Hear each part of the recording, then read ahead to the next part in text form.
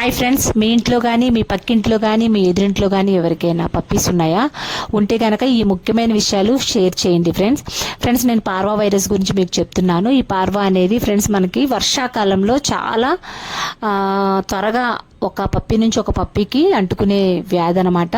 Friends ఇది రాకుండా ఉండాలి అంటే మనం 1 ఇయర్లో మన పప్పీస్ని చాలా జాగ్రత్తగా చూసుకోవాలి. మనం బయటికి వెళ్ళేటప్పుడు వేరే పప్పీస్ యూరిన్ మోషన్ పాస్ చేసిన చోటకి మనం తీసుకెళ్ళకూడదు. ఆల్రెడీ ఆ వైరస్ ఉన్నాయి అయితే ఖచ్చితంగా మన పప్పీస్కి కూడా అటాక్ అవుతుంది అనమాట. ఫ్రెండ్స్ అవి గనక పార్వా వైరస్ వచ్చుంటే కనుక వచ్చిన వాటి లక్షణాలు ఎలా ఉంటాయంటే ఫ్రెండ్స్ అవి అసలు ఏమి ఫుడ్ తీసుకోవన్నమాట. తీసుకోవట్లేదని చెప్పి మనం ఏది పెట్టాలని చెప్పి మనం ట్రై చేయకూడదు. ఫ్రెండ్స్ మన వామిటింగ్స్ మోషన్స్ బాగా అవుతాయి.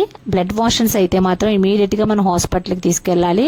ఫ్రెండ్స్ వాళ్ళు ఏం చేస్తారంటే సెలైన్లో ఖచ్చితంగా వాళ్ళు యాంటీబయాటిక్స్ పెట్టి మనకి 4-5 days సెలైన్ పెడతారు. ఫ్రెండ్స్ మీరు మాత్రం ఈ జాగ్రత్తలు తీసుకోండి. Thank you.